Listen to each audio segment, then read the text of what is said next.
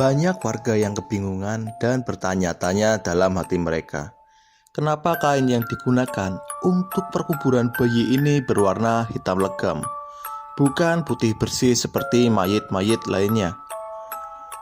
Kejadian yang sebenarnya terjadi adalah ketika bayi itu dikafani oleh Mbah Safi,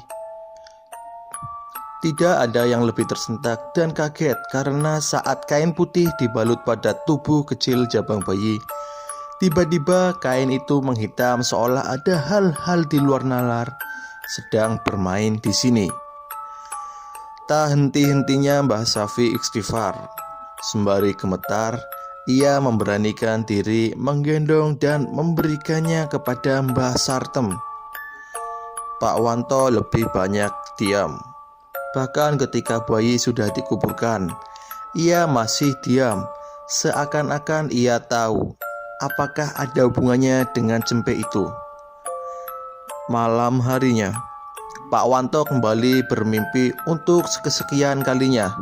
Namun di mimpinya, Pak Wanto terjebak di sebuah tempat lapang yang diselimuti kegelapan total. Tidak ada apapun di sana sampai terdengar suara mengembik.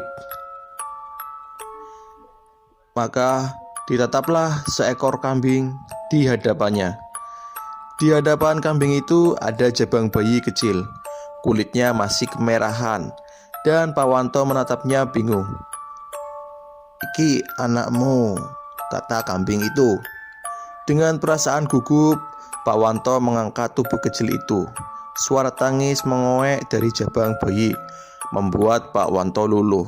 Lalu perlahan jabang bayi kecil itu mulai berubah. Kulitnya yang kemerahan menjadi hitam dengan bola mata menggelembung. Bibirnya yang kecil mungil membengkak sampai mewujudkan diri bahwa jabang bayi itu adalah cempe yang ia gorok tempo hari. Gak, teriak Pak Wanto, menepis bahwa jabang bayi itu bukanlah anaknya. "Woi menungso, opo awakmu roh sopo sing raibno anakmu? Apa kamu tahu siapa yang sudah mencabut ajal anakmu?" Pak Wanto bingung. Kambing itu terus berbicara dengan suara menggelegar.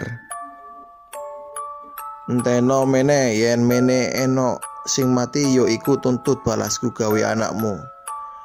Tunggu besok, bila ada yang meninggal itu adalah pembalasanku untuk mendiang anakmu."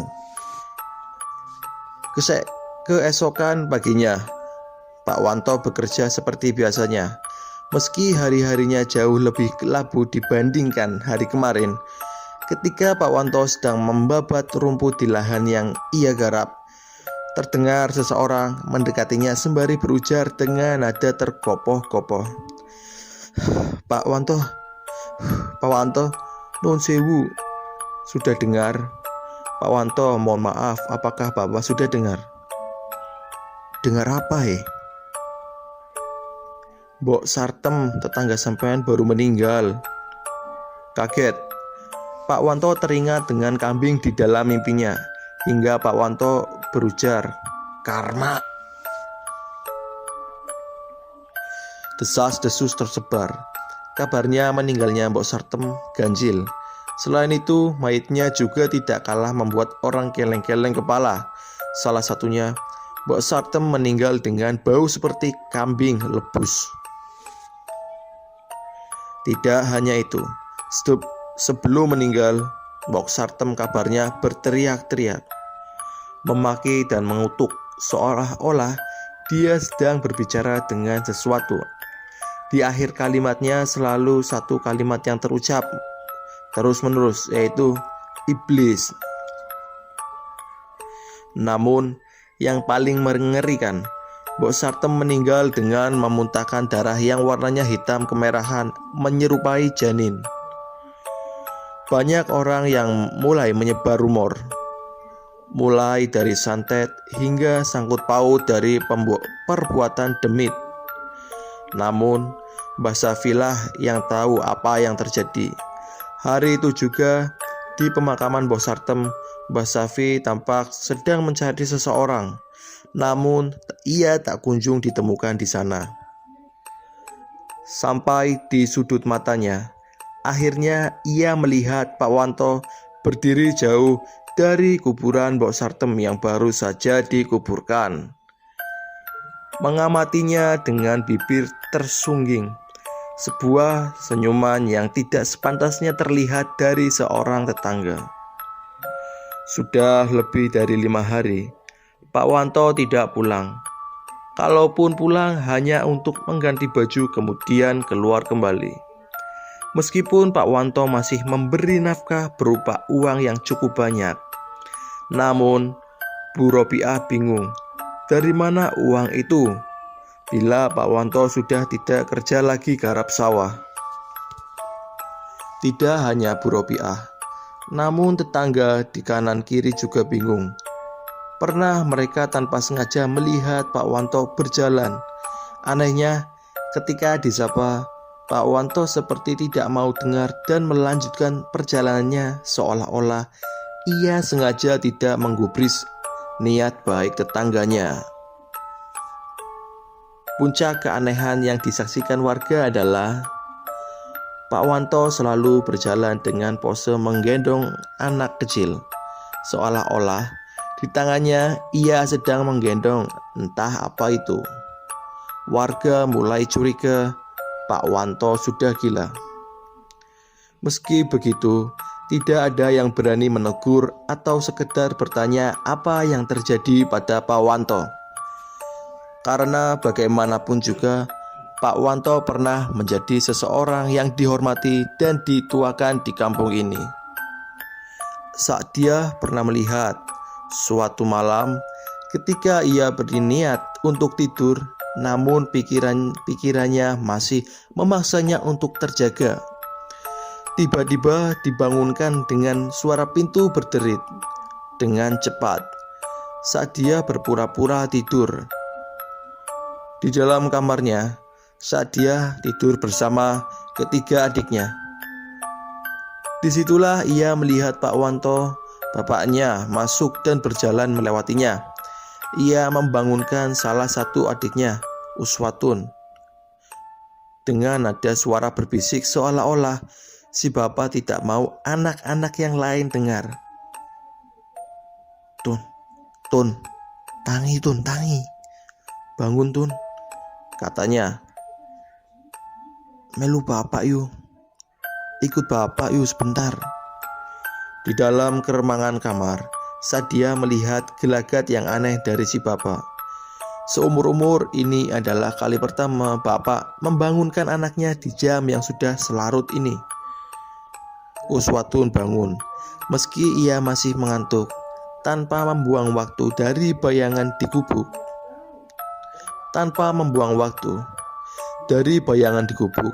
Saat dia melihat si bapak mengangkat Uswatun dan pergi meninggalkan kamar tanpa lupa menutup pintu. Saat dia terbangun mengintip dari jendela kamarnya, ia melihat si bapak pergi. Keesokan paginya, saat dia bangun dan hal pertama yang ia lakukan adalah mencari Uswatun yang rupanya sedang ada di pawon. Tampak lahap memakan seiris daging. Mereka saling menatap satu sama lain sebelum saat dia mendekatinya. Membengi awakmu ning Dutiun, semalam kemana? Uswatun tampak bingung. Ekspresinya menunjukkan ekspresi ketidaktahuan apapun. Nang di tombak, Atun tidak kemana-mana. Kemana tambak? Atun tidak kemana-kemana. Aneh, namun saat dia yakin ia melihat dengan mata kepala sendiri. Dan bagaimana bisa Atun mengatakan hal sebaliknya? Meski penasaran, namun saat dia tidak bisa mendapatkan jawaban apapun dari Uswatun. Sekeras apapun ia memaksanya berbicara, dia tidak menemukan jawaban tersebut. Karena Atun hanya mengatakan ia tidak kemana-mana. Si bapak sendiri masih jarang pulang. Sekalipun ia pulang, paling hanya untuk mengganti baju saja. Di malam yang entah keberapa, di mana Sadiah kembali memergoki si bapak membawa Uswatun pergi. Sadiah pun nekat mengikuti. Meski diliputi perasaan was-was dan ketakutan yang menjadi-jadi, Sadiah berjalan jauh di belakang. Mereka menuju sebuah jalan yang Sadiah tahu itu jalan menuju kebun. Apa yang dilakukan bapak dan Uswatun di tengah malam seperti ini, terlebih di sebuah kebun jati yang Sadiah tahu adalah salah satu tempat yang jarang didatangi oleh siapapun.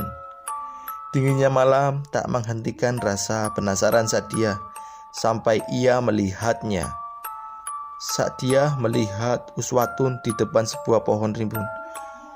Pohonnya sendiri tidak lebih tinggi dari dirinya. Namun di depan pohon itu ada luyak berisi bunga dan sesaji dengan jarum dupa di atasnya. Uswatun kemudian melahap isi luyak dengan tangan kosong. Si bapak hanya duduk menyaksikan anak bungsunya melahap habis apa yang ada di depannya, termasuk bebungaan dan kopi hitam. Jantung Sadiah berdegup kencang, tidak karuan, sebelum terdengar suara mengembik di belakangnya. Sadiah terdiam, kaku, lalu jatuh pingsan. Sadiah terbangun dengan kondisi demam tinggi, namun ia masih mengingat jelas apa yang ia lihat. Pak Wanto duduk di sampingnya, menatap dingin, namun tak sepatah kata pun keluar dari mulutnya. Apakah ini cara bapak membungkam mulut Sadiah agar tidak menceritakan pada siapapun? Berbeda dengan bapak yang lebih banyak diam, Uswatun tampak sedang bermain dengan dua kakaknya, Yuni dan Rina. Seperti biasanya, seperti tidak ada apa-apa yang terjadi. Namun, semenjak itu hanya Uswatun yang memandang Sadiah dengan tatapan penuh kebencian. Selebihnya ia tahu Uswatun bukan lagi seperti adik bungsunya yang dulu lagi. Mbak, seseorang menggoyang tubuh Sadiah sebelum ia melihat siapa yang membangunkan dirinya. Ia melihat Rina, wajahnya panik. Opo Torin? Tanya dia. Atun gak ada di tempat, Mbak. Dia melirik di tempat di mana Atun biasanya tidur. Kosong, diam beberapa saat. Karena entah bagaimana menjelaskan kepada Rina, dia tahu di mana Atun berada. Masalahnya, sejak kejadian itu, dia tahu dirinya seperti selalu diawasi, entah oleh siapa. Namun, perasaan itu membuatnya terus khawatir. Dengan berusaha tetap tenang, meski ketakutan meliputi perasaan dia, ia beranjak dari tempat tidurnya, melangkah keluar kamar. Ia hanya mengatakan mungkin Atun ada di kamar orang tuanya, karena ini bukan pertama kali si bungsu pergi dan berpindah ke kamar orang tuanya. Dia menutup pintu kamarnya yang terbuat dari triplek tipis, karena memang keluarganya bukanlah keluarga yang digelimangi harta. Sempat ragu, namun dia membulatkan tekad sebelum ia mendengar suara Atun. Ia sedang mendendangkan sebuah nada permainan kesukaannya, cublak-cublak suang. Suaranya terdengar dari halaman belakang rumah. Sadiah berjalan mendekatinya. Ia yakin itu suara Atun, tetapi Atun tidak sendirian. Ia mendengar ada 2 atau 3 suara lain sedang menyanyikan bersama-sama. Yang terjadi adalah, untuk apa Atun bermain cublak-cublak suang tengah malam seperti ini? Berusaha mengintip, saat dia mendekati gubuk rumahnya yang terbuat dari bambu. Di sela-sela lubang itu, ia mendekatkan wajahnya, melihat dengan seksama Namun tepat ketika Sadia melihat figur Atun yang tengah duduk bersila, nyanyian mereka berganti menjadi kesunyian. Kesunyian itu membuat suasana saat itu menjadi begitu mencekam. Seolah-olah mereka tahu seseorang sedang mengamatinya. Di tengah pikiran tentang mereka, Sadia melihat Atun. Kepalanya menoleh tepat di mana Sadia bertapnya. Jantung Sadia rasanya seperti mau copot. Belum berhenti sampai sini, Sadia seperti ingin lari saja dan kembali ke atas ranjangnya. Namun semua itu membuat Sadia penasaran, berbuat nekat. Sadia mengintip kembali, namun yang ada, tepat di lubang itu, mata mereka saling bertemu. Atun tahu Sadia melihatnya. "Mbak," kata Atun, ia memanggil Sadia. "Ayo main." Karena seperti tertangkap basah, maka Sadia melangkah keluar, membuka pintu belakang rumahnya, dan dilihatnya Atun mengamatinya dengan senyuman ganjil yang menakutkan. Sadia mengikuti langkah Atun, penasaran dengan suara siapa saja yang ia dengar tadi. Sadia dibuat dia mematung manakala ia melihat di hadapannya ada Rina dan Yuni duduk bersila seolah menunggu mereka. Bila Rina dan Yuni ada di sini bersama Atun, lalu yang di kamar siapa? Meski puluhan pertanyaan muncul dalam benaknya, Sadia mencoba untuk tenang dengan apa yang terjadi saat ini.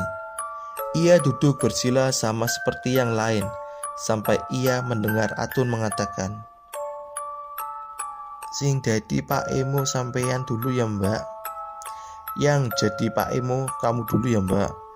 Awalnya ragu, namun saat dia mengiyakan permintaan Atun, ia tahu akhir-akhir ini hubungan mereka seperti berjarak dan dia tahu apa alasannya. Jadi bila menjadi Pak Emo bisa membuat Atun dekat lagi dengan dia, maka dia akan melakukannya. Semua tahu apa itu Pak Empoh. Dalam permainan cublak-cublak suang, Pak Empoh akan muncul menjadi penebak dalam permainan ini. Karena sejatinya permainan ini adalah permainan untuk mencari batu yang akan disembunyikan di salah satu telapak tangan pemain. Masalahnya, Pak Empoh haruslah diwajibkan untuk berbaring tertelungkup sementara permainan lain mulai menyanyikan lagunya, sekaligus membuat batu itu agar Pak Empoh tidak tahu di mana batu itu berada. Maka saat dia mulai berbaling terlungkup menghadap lantai, sementara tiga saudaranya mulai bernyanyi. Anehnya, ketika saat dia terlungkup, ia merasa ada pemain keempat di antara mereka. Meski begitu, saat dia lebih takut tentang suara lain yang ia dengar, suara yang tidak pernah ia kenal, sampai akhirnya ia mencium aroma itu kembali. Aroma kambing. Ketika sampai dilirik, "Sapa guyu ngendalike?"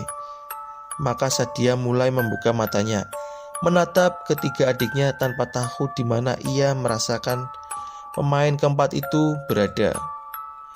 Semua wajah adiknya mengisyaratkan ekspresi yang sama, pucat dan begitu datar, tidak seperti adik-adiknya selama ini.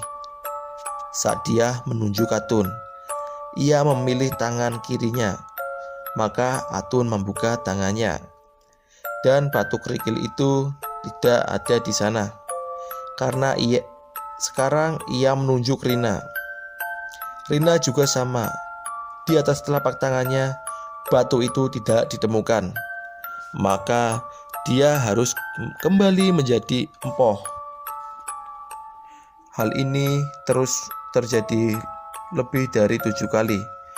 Ketika Sadia mulai tertelungkup lagi, terdengar suara tertawa yang membuat Sadia tidak nyaman.